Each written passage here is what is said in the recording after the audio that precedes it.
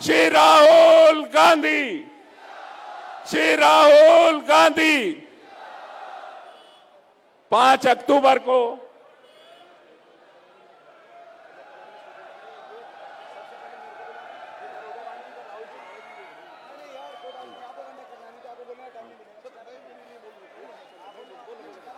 नेता प्रतिपक्ष लोकसभा आदरणीय श्री राहुल गांधी जी आपके बीच हैं और 5 अक्टूबर को बीजेपी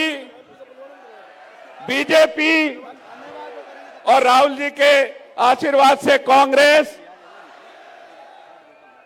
आदरणीय श्री राहुल गांधी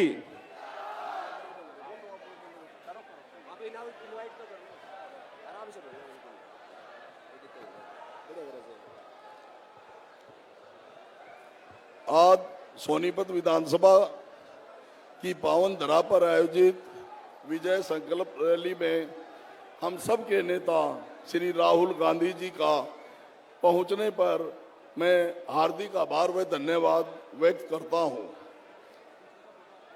संघर्ष की प्रतिमूर्ति चौधरी उदय भान जी, अध्यक्ष हरियाणा प्रदेश कमेटी, जन जन की आवाज श्री दीपेंद्र हुड्डा जी सांसद, समस्त कांग्रेस जन, सम्मानित मंच, सभी सम्मानित सोनीपत वासियों का यहाँ पहुँचने पर हार्दिक स्वागत व अभिनंदन करता हूँ। आप सभी को मेरा सादर नमस्कार। हरियाणा में विधानसभा चुनाव के मात्र 3 दिन शेष हैं। आज प्रत्येक विधानसभा में कांग्रेस पार्टी की लहर है। मैं बात अगर आपके अपने सोनीपत विधानसभा की करूं तो सोनीपत की जनता ने कांग्रेस पार्टी व मुझे आशीर्वाद देने का संकल्प ले लिया है। 10 साल के कार्यकाल ने भारतीय जनता पार्टी ने सोनीपत के साथ सौतेला व्यवहार किया है। मैंने सोनीपत की सड़कों से लेकर चंडीगढ़ तक सोनीपत के प्रत्येक मुद्दे को पुरजोर तरीके से उठाया है। जब भाजपा को लगा कि सोनीपत की देवतुल्य जनता का आशीर्वाद व स्नेह मेरे साथ लगातार बढ़ रहा है तो भाजपा ने मुझे षड्यंत्र के तहत जेल में डाल दिया। लेकिन न तो सोनीपत की जनता का स्नेह व आशीर्वाद मुझसे टूटा, न ही भाजपा की साजिश मुझे तोड़ पाई।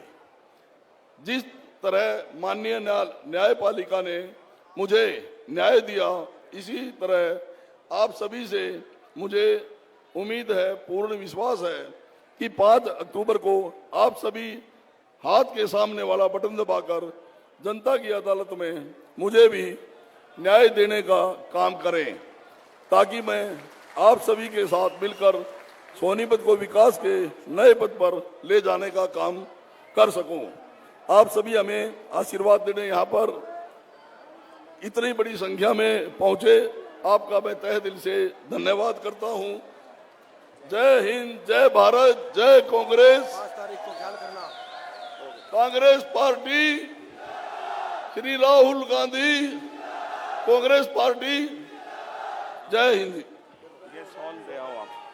हमारे सोनीपत विधानसभा के कैंडिडेट आदरणीय सुरेंद्र पवार जी स्वागत कर रहे हैं। हमारे जननायक नेता श्री राहुल गांधी का राय के कैंडिडेट जय भगवान अंतिल जी स्वागत कर रहे हैं। और बजरंग पहलवान जी से मैं निवेदन कर रहा हूं कि वो बुर्ज देकर, गदा देकर श्री बजरंग पूनिया पहलवान जी स्वागत करेंगे। और नरेश राणा जी अपना हल देकर किसानों के तरफ से, नरेश राणा जी किसानों की तरफ से जाओ हल दे रहे हैं किसानों की तरफ से।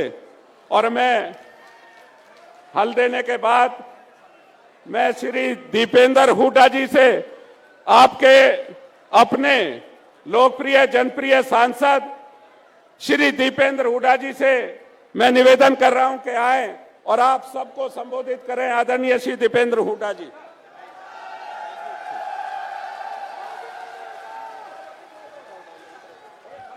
हमारे बीच में हमारे सबके नेता आदरणीय राहुल गांधी जी, हमारे आदरणीय प्रदेश अध्यक्ष चौधरी उदय भान जी, सभी सम्मानित मंच, सबसे पहले मैं आप सब की तरफ से, इस इलाके की तरफ से राहुल गांधी जी का बहुत बहुत स्वागत करता हूं। हमारे इलाके में राहुल जी आज पहुंचे हैं। राहुल जी, ये हरियाणा की पावन धरा, ये वीर भूमि, जय जवान जय किसान जय संविधान की गूंज जहां सुनाई देती है, ऐसी भूमि में, जिस भूमि पर से आपका और आपके परिवार का 4-4 पीढ़ियों का संबंध है, इस भूमि में आज पहुंचे हो आप। पूरे इलाके की 36 बिरादरी की तरफ से आपका बहुत बहुत अभिनंदन करते हैं।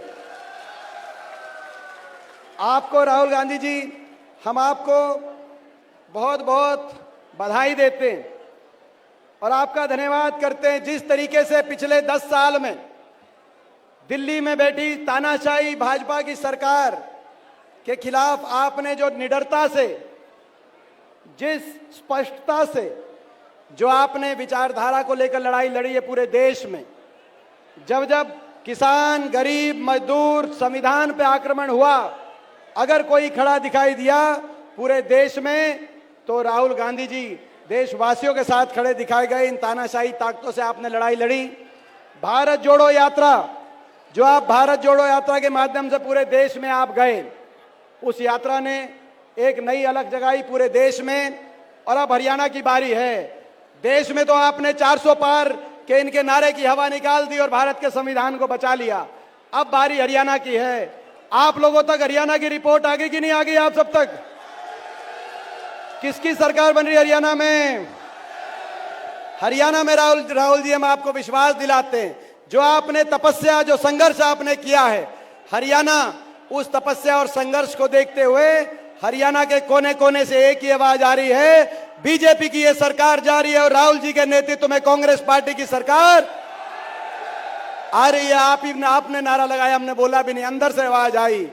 तो समय आ गया है, ये ऐसी बीजेपी की सरकार जिसने हरियाणा को देश में बेरोजगारी में नंबर 1, नशे में नंबर 1, अपराध में नंबर 1, भ्रष्टाचार में नंबर 1, महंगाई में नंबर 1, जिस सरकार ने 750 किसानों की जान की कुर्बानी लेने वाली ये सरकार, हमारी बेटियों को दिल्ली की सड़कों पे घसीटने वाली ये सरकार, बाबा साहब भीमराव अंबेडकर जी को हरियाणा में बाबा साहब भीमराव अंबेडकर जी के संविधान की हत्यारी ये सरकार, इस सरकार के जाने का समय आ गया है और राहुल जी की बात पर कांग्रेस की सरकार बनाने का समय आ गया। आपका बहुत बहुत धन्यवाद। धन्यवाद भाई दीपेंद्र हुड्डा जी का। मैं अब अनुरोध कर रहा हूं हमारे प्रदेश कांग्रेस कमेटी हरियाणा के बहुत सम्मानित अध्यक्ष उदय भान जी से कि वो आए और अपना मार्गदर्शन और संबोधन सोनीपत की जनता को दें। तालियां बजाकर स्वागत करेंगे चौधरी उदय भान।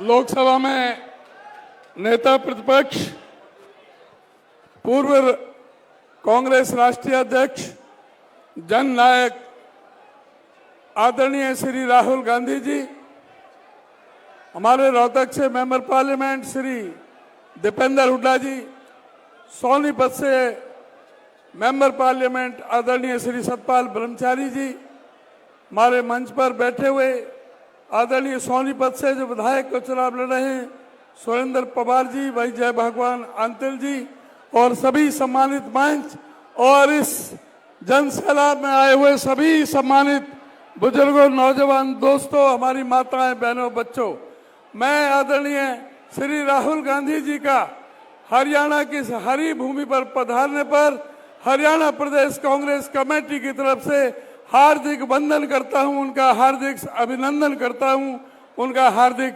स्वागत करता हूं।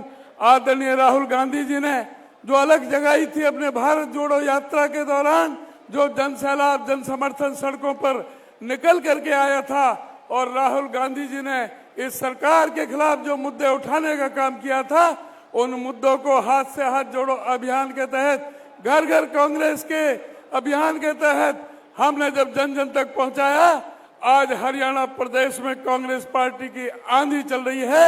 आज हरियाणा प्रदेश में राहुल गांधी जी की आंधी चल रही है।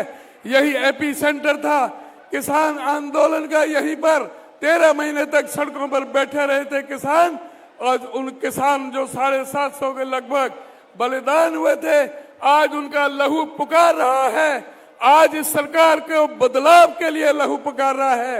आज हमारी उन बहनों को जिनको अपने न्याय के लिए जंतर मंतर पर बैठना पड़ा था, आज उनका जो सम्मान पर चोट पहुंचाई गई थी, आज वो आपको पुकार रहा है कि इस प्रदेश में जो 10 साल में जो कुशासन रहा है, चाहे महंगाई में, चाहे बेरोजगारी में, चाहे 30 से ज्यादा बार पर्चा लीक होने में, चाहे इस अर्थव्यवस्था का बंटाधार होने में, इस सरकार को उखाड़ फेंकने का समय आ गया है।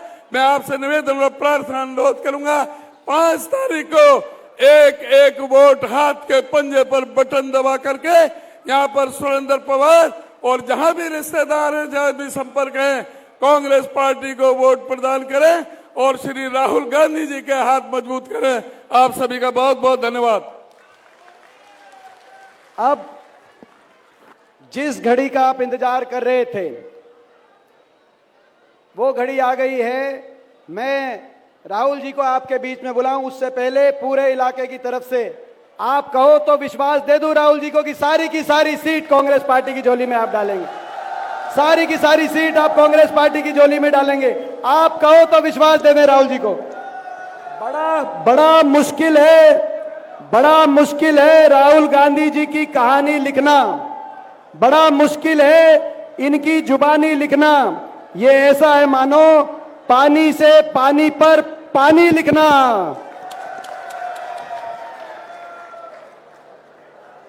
उदय भान जी, दीपेंद्र हुड्डा जी, सतपाल ब्रह्मचारी जी, स्टेज पे कांग्रेस पार्टी के सीनियर नेता, हमारे प्यारे कार्यकर्ता, भाइयों और बहनों, प्रेस के हमारे मित्रों, आप सबका यहां बहुत बहुत स्वागत, नमस्कार। कैसे हैं आप? सुनाई नहीं दिया, मूड कैसा है? अभी रास्ते में एक व्यक्ति ने मुझे रोका और कहता है, राहुल जी मैं छोटा बिजनेस चलाता हूं, मुझे नरेंद्र मोदी जी ने और हरियाणा की सरकार ने बर्बाद कर दिया है। मैंने कहा कैसे और क्यों? कहता है, राहुल जी नोटबंदी की, गलत जीएसटी लागू की, बैंक के दरवाजे मेरे लिए बंद हैं।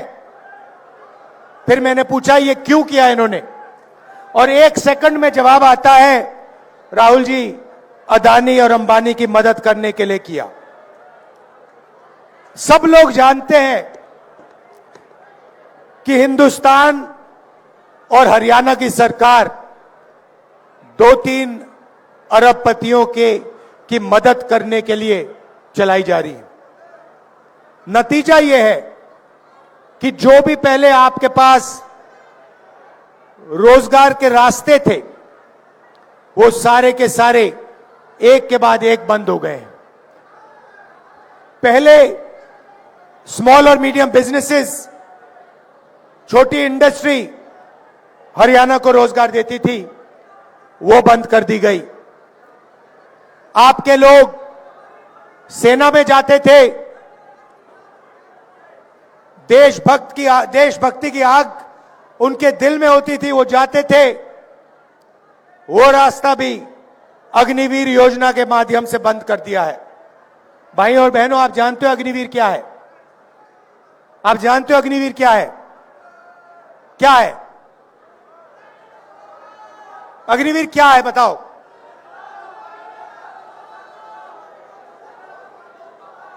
मैं आपको बताता हूं।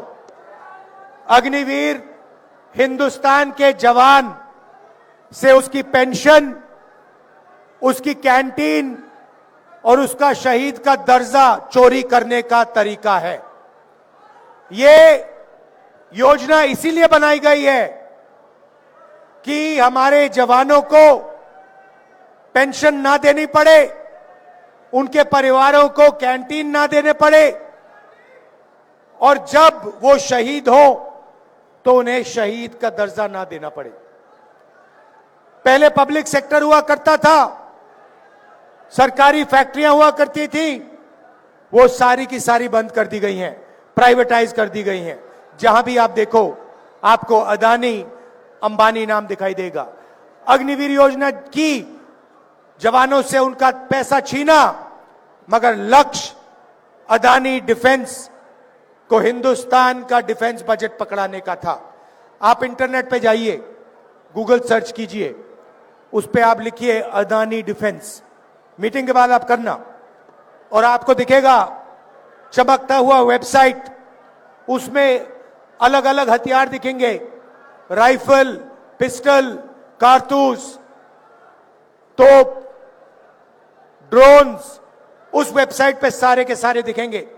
मगर सच्चाई यह है कि अदानी उनमें से एक भी चीज नहीं बनाता है। वो सारे के सारे हथियार विदेशी कंपनियां बनाती हैं, ड्रोन इजराइल की कंपनी बनाती है, हथियार इजराइल की कंपनी बनाती है। नरेंद्र मोदी जी सिर्फ अदानी को डिफेंस का कॉन्ट्रैक्ट देना चाहता है, इसीलिए विदेशी कंपनियों के हथियारों के ऊपर अदानी का लेबल लगता है। एक तरफ जवानों से उनका पेंशन छीना जाता है, उनका शहीद का दर्जा छीना जाता है, उनकी ट्रेनिंग कम की जाती है, और दूसरी तरफ वही पैसा सीधा अदानी के जेब में जाता है। यहां पे ड्रग्स की इशू है। सब लोग जानते हैं हरियाणा में कि ड्रग्स फैलता जा रहा है, फैलता जा रहा है। मोदी जी से मैं पूछता हूं, जब आपके मित्र अदानी जी के मुद्रा पोर्ट में हजारों किलो हेरोइन पकड़ा गया, तो आपने इसके बारे में क्या कार्रवाई की? कितने लोग जेल भेजे? किसको आपने जेल भेजा? यहां आप अपने भाषण में बताइए, हरियाणा की जनता को बताइए। जब मुद्रा पोर्ट में, अदानी के पोर्ट में हजारों किलो ड्रग्स मिलता है, तो नरेंद्र मोदी जी, गुजरात की सरकार कोई कार्रवाई नहीं करते। अमेरिका गया, अमेरिका में हरियाणा के युवाओं ने मुझे फोन किया, कहते हैं राहुल जी, हरियाणा में हमारा कुछ नहीं बचा, इसलिए हम अमेरिका भाग के आए हैं। आप आइए, हमसे मिलिए। डैलस में जाके मैं मिला, छोटे से घर में, एक कमरे में 15-20 लोग रहते हैं, हरियाणा के युवा रहते हैं। मैंने उनसे पूछा, भाइयों आप यहां क्यों आए? वही जवाब जो आज मुझे यात्रा में मिला, राहुल जी हरियाणा में हमारे लिए कुछ नहीं बचा। एक तरफ महंगाई है, दूसरी तरफ बेरोजगारी। मैंने पूछा, भाइयों अमेरिका जाने के लिए कितने पैसे लगे? कहते हैं 35 लाख से 50 लाख रुपए लगते हैं। कैसे गए? राहुल जी, हरियाणा से मुंबई, मुंबई से इस्तांबुल, इस्तांबुल से कजाकिस्तान, कजाकिस्तान से साउथ अमेरिका, साउथ अमेरिका से सूरीनाम, सूरीनाम से पनामा, फिर पनामा के जंगलों में से निकलकर हम अमेरिका पहुंचे। रास्ते में हमने अपने मित्रों को मरते हुए देखा है, नाव डूब जाती है, हमारे भाई मर जाते हैं, माफिया के लोग पकड़ते हैं हमें। पनामा के जंगल से निकलते हैं, घने जंगल हैं, वहां पे माफिया के लोग हमें गोली मार देते हैं। मैंने कहा भाई ये सब करके आप क्यों जा रहे हो? कहते हैं हरियाणा में कुछ नहीं बचा। फिर मुझे कहते हैं राहुल जी आप हमारे लिए एक काम कीजिए। क्या करूं? जब आप वापस जाएंगे आप हमें हमारे परिवारों से मिलिए। कहते हैं राहुल जी हम 10 साल के लिए अपने परिवारों से नहीं मिल सकते हैं। अगर हमारे घर में कोई किसी की मृत्यु होती है, हम अंतिम संस्कार नहीं कर सकते, हम वापस नहीं आ सकते। आप जाके हमारे परिवार से मिलिए और उन्हें हौसला दीजिए कि हम ठीक हैं। तो मैं आया, करनाल आया, 5 बजे सुबह उन्हीं युवाओं के परिवारों से मिला। 15-20, 35 लोग। अजीब सी बात थी, करनाल में बच्चे, माताएं, और अमेरिका में बच्चों के पिता, चीखता हुआ बातचीत चल रही है। मैं परिवारों से बात कर रहा हूं, वहां पे जूम कॉल लगी हुई है, वीडियो कॉल चल रही है, एक तरफ अमेरिका से बात हो रही है, एक तरफ यहां बात चल रही है। यह 21वीं सदी का हरियाणा बना रखा है।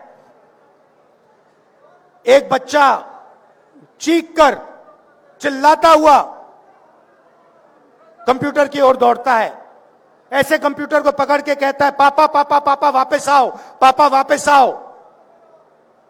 पापा जो रोना चाहता है वो मुस्कुराता है और कहता है, बेटा घबराओ मत, मैं कुछ ही दिनों में वापस आऊंगा। मगर ये सच नहीं है। वो पिता अपने बेटे को 10 साल के लिए नहीं देख पाएगा। सच्चाई ये है, बेटे का नाम देव है। देव जैसे हरियाणा में लाखों बच्चे हैं जो अपने पिता को नहीं देख पाएंगे, 10 साल के लिए नहीं देख पाएंगे।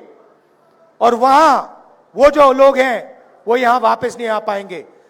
माता की डेथ होगी, पिता की डेथ होगी, अंतिम संस्कार करने नहीं आ पाएंगे। यह है हरियाणा की सरकार की देन, क्योंकि यह है मोदी जी की देन कि हरियाणा में जो पहले रोजगार मिलता था वो सारा का सारा बंद कर दिया है। आपके जेब में से पैसा निकलता है, 24 घंटे आपके जेब में से पैसा निकलता है। पहले मोदी जी कहते थे गैस सिलेंडर का दाम 400 रुपए हो गया है। आज क्या है रेट गैस सिलेंडर का? 1200। मोदी जी भाषण में कहते हैं कि मेरी सरकार में 1200 रुपए का रेट हो गया है? नहीं कहते। हमारी सरकार आएगी, लिख के ले लो, 1200 रुपए वाला सिलेंडर 500 रुपए का आपको मिलेगा। मतलब 700 रुपए जो आज आप गैस सिलेंडर में एक्स्ट्रा दे रहे हो, वो 700 रुपए हम आपके जेब में, आपके बैंक अकाउंट में वापस डालेंगे।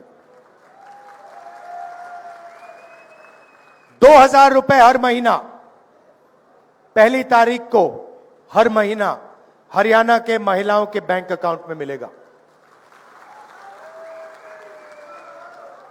तो महिलाओं के लिए वहीं 2700 रुपए हमने हर महीना महिला के लिए वहीं बचा दिए। उसके बाद हरियाणा में आज किसान धान बेचने की कोशिश कर रहे हैं, सरकार खरीद नहीं रही है। और हरियाणा के सारे किसान जानते हैं कि हरियाणा में उन्हें धान के लिए, गेहूं के लिए, शुगर केन के लिए सही दाम नहीं मिलता है। जैसे ही हमारी सरकार आएगी, सबसे पहला काम, ये जो आपका धान सरकार नहीं खरीद रही है, इसको खरीदने का काम हम पहले दिन से शुरू कर देंगे। और गारंटी करके हरियाणा के किसानों को हम मिनिमम सपोर्ट प्राइस देने जा रहे हैं।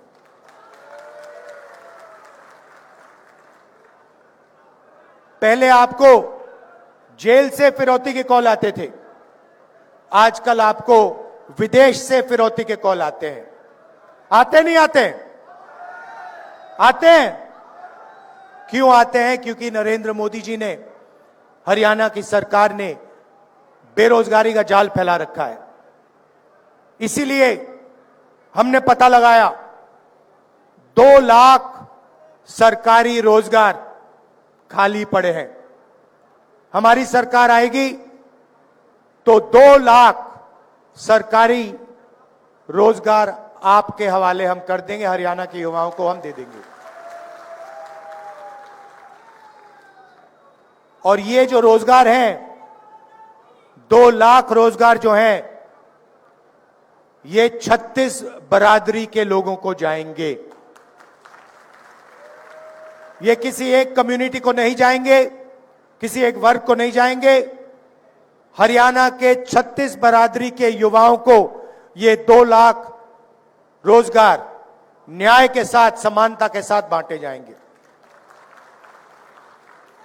गरीबों के लिए 100 गज के प्लॉट और 3.5 लाख रुपए 2 बेडरूम के घर के लिए, और 300 यूनिट फ्री बिजली और राजस्थान जैसा 25 लाख का बीमा, हेल्थ केयर का बीमा योजना आपको मिलेगा।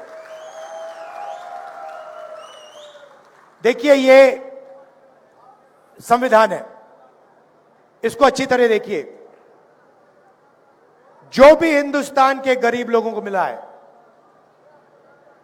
दलितों को, किसानों को, पिछड़ों को जो भी मिला है आज तक, वो इसके कारण मिला है।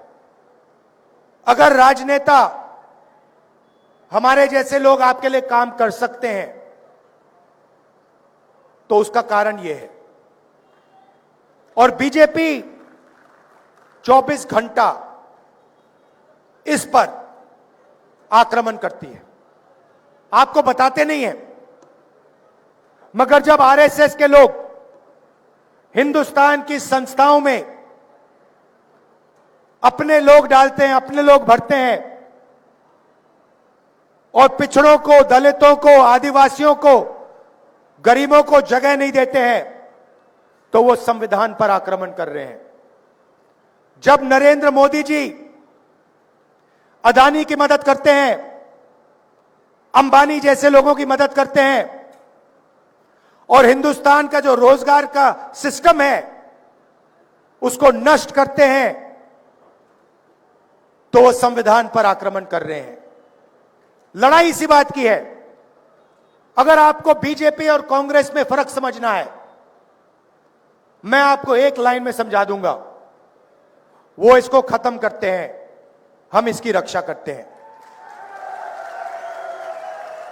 आप देखिए, संविधान में लिखा है, संविधान में लिखा है कि हिंदुस्तान के सब नागरिक एक जैसे हैं, समान हैं, सबको एक वोट मिलना चाहिए। उसका मतलब है कि अगर आप इकोनॉमिक पॉलिसी बनाओ तो देश की जनता के लिए पॉलिसी बनाओ। जब नरेंद्र मोदी 16 लाख करोड़ रुपए अरबपतियों, 25 अरबपतियों के माफ करते हैं और किसानों का कर्जा माफ नहीं करते हैं, स्टूडेंट्स का कर्जा माफ नहीं करते हैं, माताओं बहनों का कर्जा माफ नहीं करते हैं, तो वो इस संविधान पर आक्रमण कर रहे हैं। सीधी सी बात है। जब नरेंद्र मोदी अदानी जी को मदद करने के लिए 3 काले कानून लाते हैं, किसानों की जिंदगी खत्म करने के लिए कानून लाते हैं, तो वो संविधान पर आक्रमण कर रहे हैं। जब नरेंद्र मोदी जी का चेहरा आपको 24 घंटा टीवी पे दिखता है, अदानी अंबानी की मीडिया जब 24 घंटा उनका चेहरा आपको दिखाते हैं, तो आपको पता लग जाना चाहिए कि इस संविधान पर आक्रमण हो रहा है। आपने कभी मीडिया में किसान का चेहरा देखा है, मजदूर का चेहरा देखा है, गरीब कारीगर का चेहरा देखा है? ना। क्यों नहीं? क्या इस देश में सिर्फ अरबपति और नरेंद्र मोदी हैं? मीडिया में आपने किसी गरीब व्यक्ति की शादी होते हुए देखी है? देखी कभी? अंबानी की शादी देखी आपने? आपको मालूम है कि अंबानी जी ने अपनी शादी में हजारों करोड़ रुपए खर्च किए। यह किसका पैसा है? यह किसका पैसा है? आपका पैसा है। आपको शादी करवाने के लिए बैंक अकाउंट में पैसा नहीं है, बैंक लोन लेकर आप अपने बच्चों की शादी कराते हो। और नरेंद्र मोदी जी ने पूरा का पूरा ढांचा ऐसा बना रखा है कि 25 लोग हिंदुस्तान में हजारों करोड़ रुपए की शादी कर सकते हैं, मगर किसान कर्जे में डूबकर ही शादी कर सकता है। अगर यह संविधान पर आक्रमण नहीं है तो फिर क्या है संविधान पर आक्रमण? तो यह हम बदलना चाहते हैं। मैंने तो अपना मन बना लिया है, हरियाणा की सरकार भी यह करेगी। देखिए, कल भाषण में हुड्डा जी ने भाषण दिया, प्रियंका ने भाषण दिया, उदयभान जी ने भाषण दिया, कहा कि देखिए सब लोगों का सम्मान होना चाहिए, रिस्पेक्ट होनी चाहिए। सही बात है, होनी चाहिए, मगर मैं उसमें एक और चीज जोड़ना चाहता हूं। ये जो हिंदुस्तान बन रहा है, जिसमें 25 अरबपति हैं, बैंक भी उनके, मीडिया भी उनका, एयरपोर्ट भी उनके, पोर्ट भी उनके, खेत भी उनके, जमीन भी उनकी, इसमें आम हिंदुस्तानी को समान रिस्पेक्ट नहीं मिल सकती है। सच्चाई यह है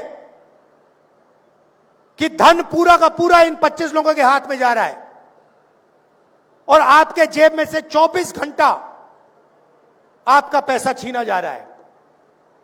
पेट्रोल के दाम बढ़ते हैं, डीजल के दाम बढ़ते हैं, प्याज के दाम बढ़ते हैं। जितनी जीएसटी मुकेश अंबानी देते हैं, उतनी ही जीएसटी हिंदुस्तान का सबसे गरीब किसान देता है। अगर वो 1500 रुपए की शर्ट खरीदे और अगर हिंदुस्तान का गरीब से गरीब व्यक्ति वही शर्ट खरीदे,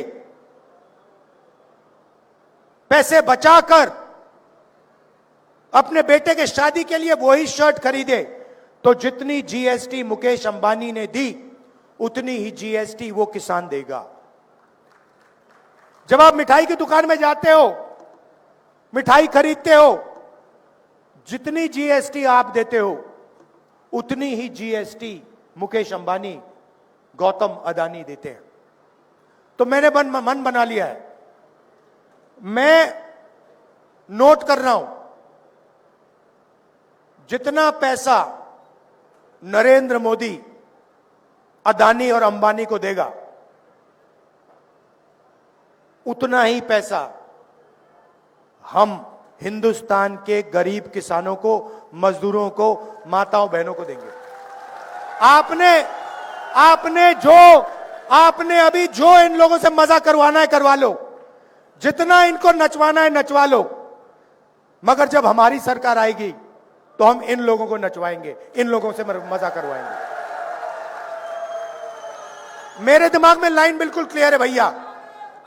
मैं तो जैसे बैंक होता है ना, जैसे बैंक अकाउंट में इन आउट होता है ना, एक साइड पैसा अंदर आया, दूसरी साइड पैसा बाहर गया, मैं वो रिकॉर्ड रख रहा हूं भैया। जितना उधर अंदर जा रहा है उतना ही, जितने रुपए अंदर गया उधर, उतने ही रुपए मैं निकाल के यहां डालूंगा।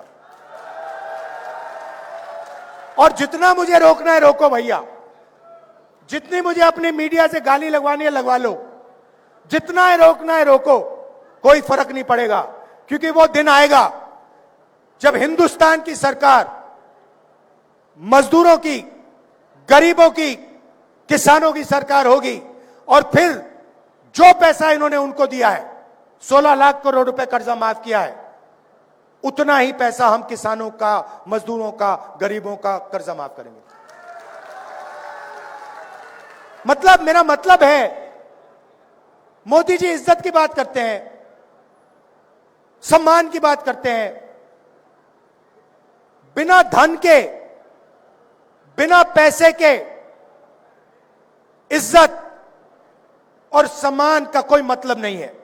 अगर व्यक्ति भूखा मर रहा है, अगर किसान के पास 1 रुपया नहीं है और आप उसे कहो देखो भैया हम आपकी इज्जत रखेंगे, हम आपका सम्मान करेंगे, उसका कोई मतलब नहीं है मेरे लिए।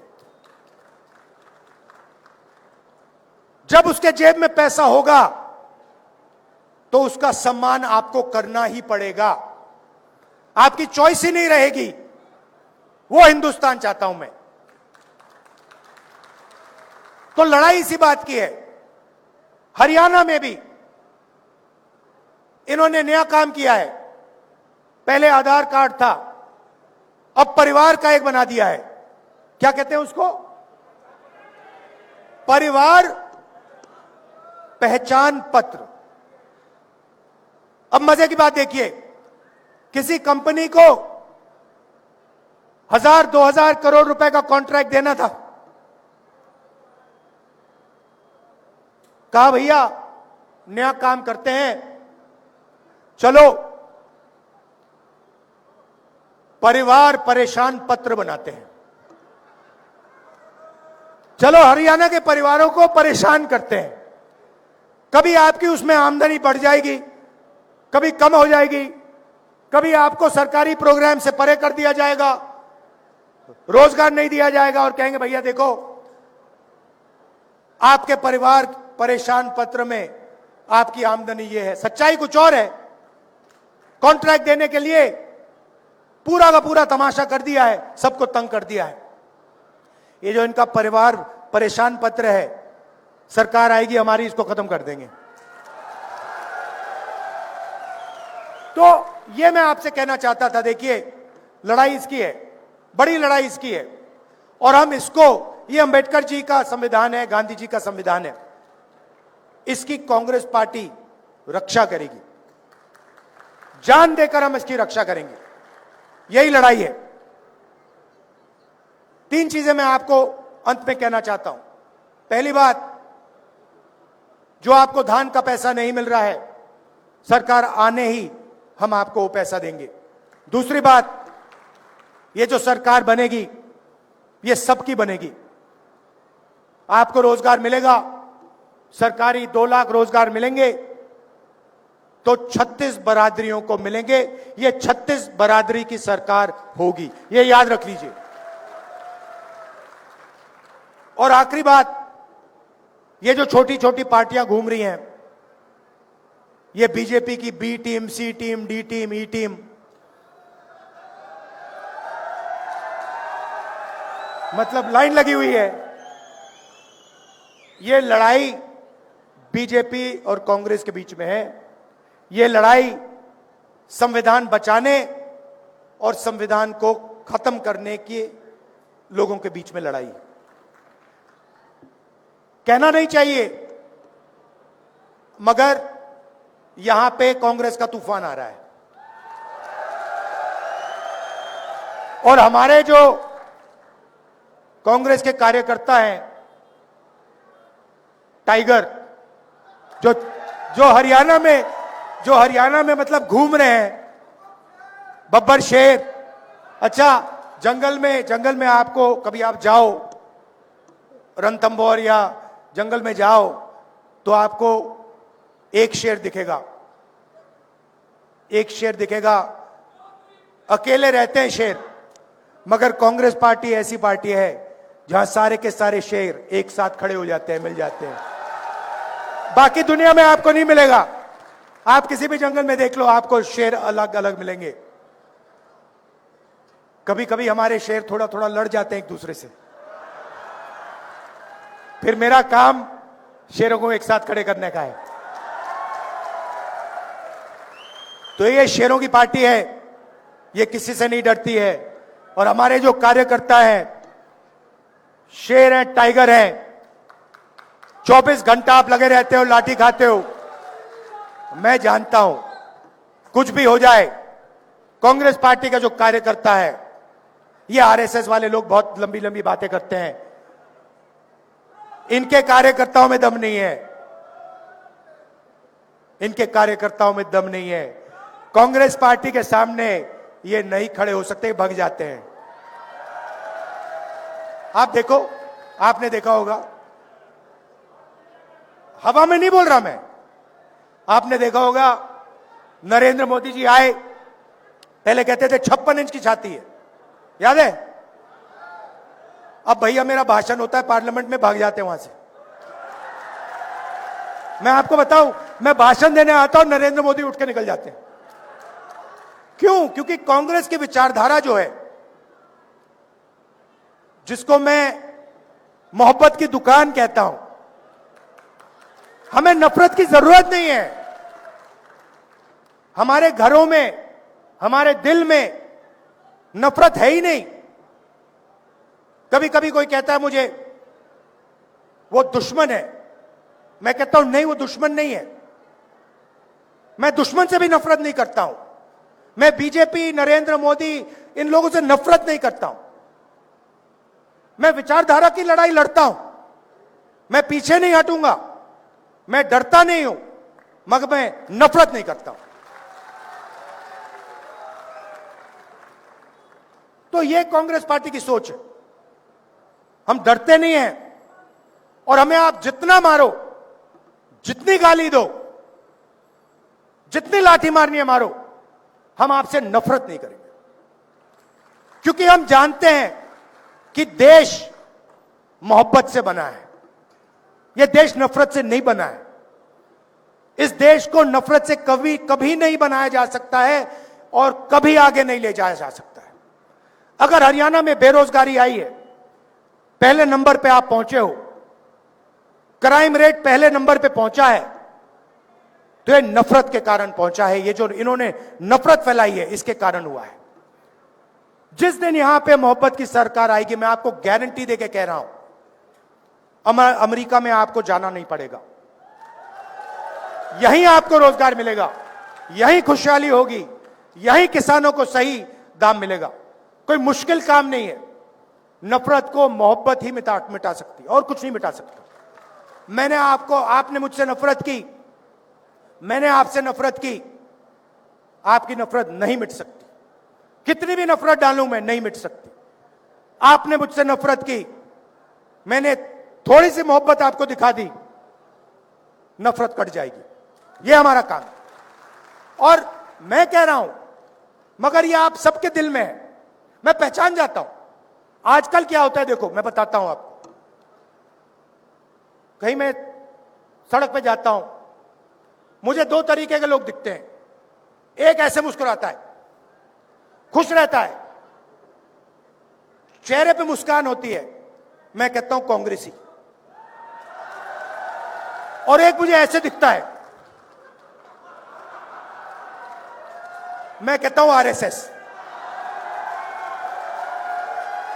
ये छुपनी बातें, ये कभी कभी आ जाते हैं पार्टी में, बेस बदल के आ जाते हैं, मैं बस देखता हूं इनको, आरएसएस। अच्छा, डर के मारे हमारे भी लोग उधर भाग गए। अब बड़ा कंफ्यूजन है, वहां पे वो मुस्कुरा नहीं सकते, वहां पे उनको सीरियस बैठना पड़ता है मोदी जी के सामने, तो कंफ्यूजन हो गया बहुत। तो आप लोग कौन हो? आप लोग वो हो जो डरे नहीं। ये जो यहां पे बैठे हुए हैं, ये देखो, सारे के सारे मुस्कुरा रहे हैं। देखो, अमित शाह की स्पीच देखना, मोदी जी की स्पीच देखना, वो सब ऐसे बैठे रहते हैं कि कुछ गलती से कह ना दे, पता नहीं क्या हो जाएगा। यहां पे हमें लगता है ठीक है भैया, 2-3 बार चिल्ला भी लिए, कोई प्रॉब्लम नहीं है, संभाल लेंगे हम। तो ये पार्टी मोहब्बत की पार्टी है, और आप लोग मोहब्बत वाले बब्बर शेर हो। धन्यवाद, नमस्कार, जय हिंद। श्री राहुल गांधी, मैं आदरणीय लोकसभा सांसद सोनीपत सतपाल ब्रह्मचारी जी से प्रार्थना कर रहा हूं कि आदरणीय राहुल गांधी जी और आप सबका धन्यवाद। राहुल गांधी। अब मैं आग्रह करूंगा, हमारे सांसद आदरणीय श्रद्धेय सतपाल जी ब्रह्मचारी जी आएंगे और सबका धन्यवाद करेंगे। हमारे सांसद जी। हेलो, अभी एक बात बोला मैं एक बात भूल गया। मैडम ने मुझे बताया कि शेर हैं और शेरनियां भी हैं।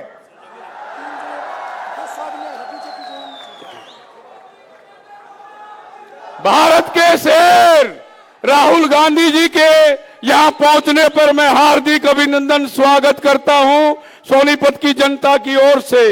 आपने भारत के संसद में माननीय राहुल गांधी जी को देखा होगा, जब मोदी जी, अमित शाह, राजनाथ सिंह सामने बैठे थे तो हमारा शेर वह बोल रहा था और देख रहा था पूरा हिंदुस्तान। हरियाणा में हमारे युवा शक्ति के प्रणेता चौधरी दीपेंद्र सिंह हुड्डा जी यहाँ पर हैं, हमारे कांग्रेस के अध्यक्ष माननीय चौधरी उदय भान जी यहाँ पर हैं, मैं हमारे यहाँ के जो प्रत्याशी श्री सुरेंद्र पवार और हमारे राई के प्रत्याशी भाई जय भगवान अंतिल जी यहां पर हैं। मैं राहुल जी के सामने, हमारे नेता के सामने कहना चाहता हूं कि हरियाणा की जनता आपका बहुत स्वागत करती है। और भाई मैं एक बात कहना चाहता हूं, ये जागृति जो आप देख रहे हो, हमारे युवा नेता श्री दीपेंद्र हुड्डा जी के नेतृत्व में युवाओं ने कमान संभाली हरियाणा में। हरियाणा की सरकार बनाएंगे, हरियाणा में कांग्रेस की सरकार बनेगी। धन्यवाद, जय हिंद।